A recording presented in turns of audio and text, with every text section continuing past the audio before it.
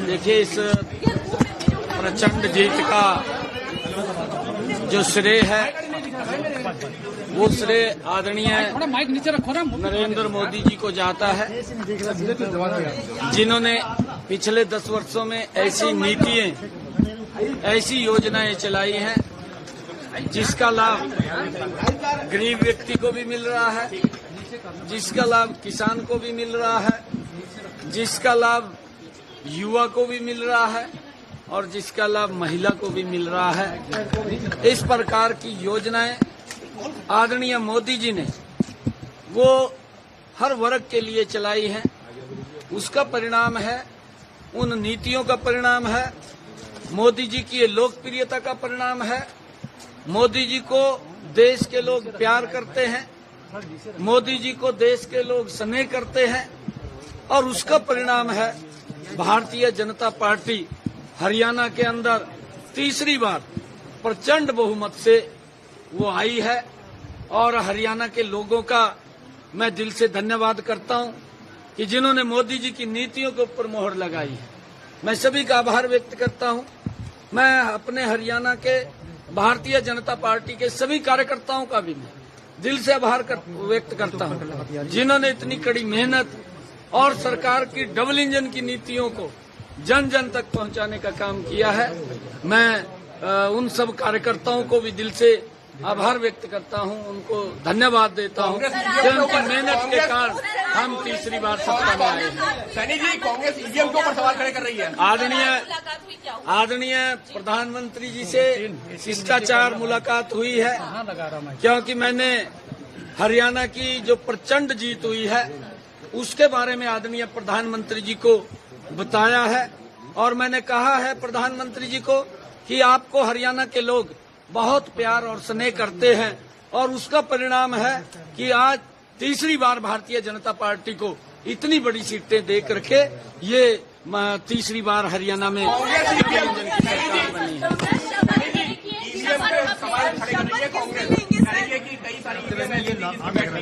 है।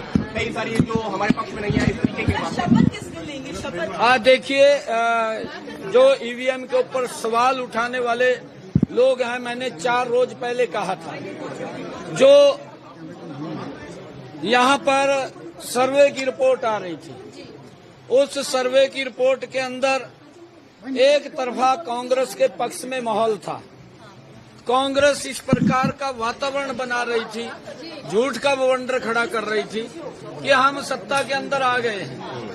और मैंने बार बार इस बात को कहा, मेरी कोई भी बाइट आपने देखी होगी, सुनी होगी, मैंने ये बात कही है कि हमने इतना काम किया है पिछले 10 वर्षों में आदरणीय मोदी जी के नेतृत्व में, और मुझे पूर्ण विश्वास है कि हरियाणा के अंदर तीसरी बार बहुत बड़े मैंडेट के साथ एक तरफा जीत भारतीय जनता पार्टी की होगी।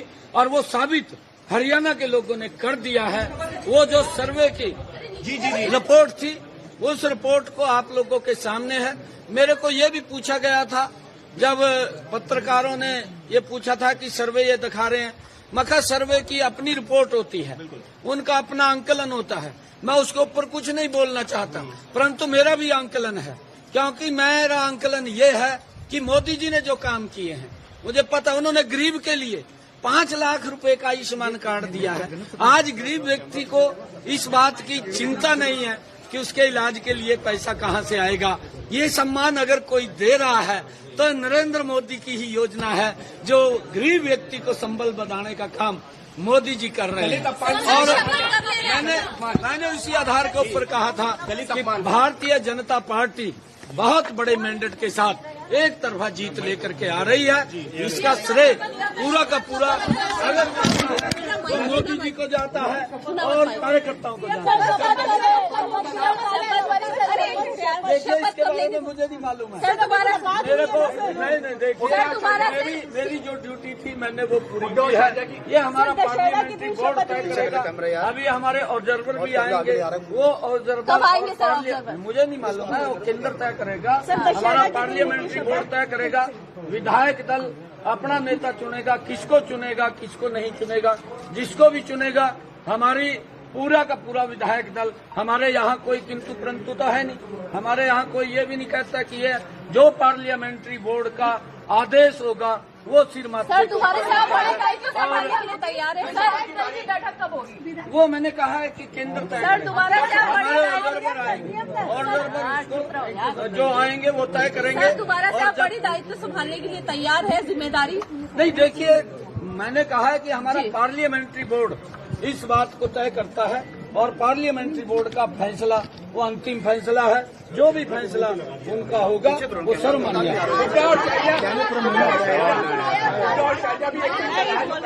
आगे आगे कैमरा या पूरा यार अपमान भी मुद्दा रहा था। नहीं, देखिए डीएनए के अंदर है ये तो लगाया हुआ है। इन्होंने कभी भी दलितों का सम्मान नहीं किया। दलितों को अपमानित करने का काम ये कांग्रेस पार्टी करती रही है और कांग्रेस ने हमेशा, आप इनका कार्यकाल देखिए, ये यहाँ से नहीं है। इन्होंने डॉक्टर भीमराव अंबेडकर जी को सम्मान नहीं दिया, उसको अपमानित करने का काम ये कांग्रेस पार्टी ने किया। जिस पवित्र संविधान की रचना डॉक्टर भीमराव अंबेडकर जी जो उसके मुखिया थे उन्होंने उसका निर्माण किया, उस पवित्र संविधान को भी अपमानित करने का काम ये कांग्रेस पार्टी कर रही है। इन्होंने पिछले इलेक्शन के अंदर उस पवित्र संविधान की बुक उठा करके किस प्रकार का झूठ वो देश के अंदर बोलने का काम किया। मैं बार बार ये बात कह रहा था, इनका झूठ 3 जगह चला है। एक हिमाचल में चला है, एक कर्नाटक में चला है, एक तेलंगाना में चला है और अब इनका झूठ बिकने वाला नहीं है। अब इनका झूठ राजस्थान ने ठुकरा दिया है, मध्य प्रदेश ने इनके झूठ को ठुकराया है और छत्तीसगढ़ ने इनके झूठ को ठुकराया है। अब हरियाणा के लोगों ने इनको बाहर का रास्ता दिखा दिया है। ये झूठ बोलते हैं, इनके पास झूठ से सिवा कुछ नहीं है। इनकी मंशा को, इनकी सोच को आज समझ चुके हैं कि कांग्रेस विकास की बात नहीं करती, झूठ की बात करती है और उस झूठ को जलेबियां भी काटी गई थी। अनिल ने कहा है कि अगर हमें मौका मिलता है तो बिल्कुल सीएम की दावेदारी करेंगे, मौका मिलेगा तो चूकेंगे भी नहीं। अनिल विज हमारे नेता हैं जी, हमारे नेता हैं। वो अगर उन्होंने कुछ कहा है तो वो हमारे नेता बोल सकते हैं। आज आपकी और किससे मुलाकात होनी है प्रधानमंत्री से आपकी? मैं आपको बताऊंगा। मेरी सभी उच्च लीडरशिप का मैं धन्यवाद करना चाहूंगा क्योंकि उन्होंने हमें संभाला है। उन्होंने आकर के हरियाणा के अंदर सभी हमारी बड़ी उच्च लीडरशिप ने, चाहे माननीय अमित शाह जी हैं, चाहे आदरणीय जगत प्रकाश नड्डा जी हैं, आदरणीय ठाकुर राजनाथ सिंह जी हैं, हमारे धर्मेंद्र प्रधान जी हैं, हमारे विप्लव कुमार देव जी हैं, हमारे सुरेंद्र नागर जी हैं और हमारे सतीश पूनिया जी हैं। हमारी जो केंद्रीय उच्च लीडरशिप है उन्होंने हमें संभाला है और हमारे इलेक्शन को गति देने का काम उन्होंने किया है और जो मोदी जी की नीतियां हैं उनको एक मजबूती से नीचे तक पहुंचाने का काम किया है। हम सबको मिलकर के उनका धन्यवाद करेंगे।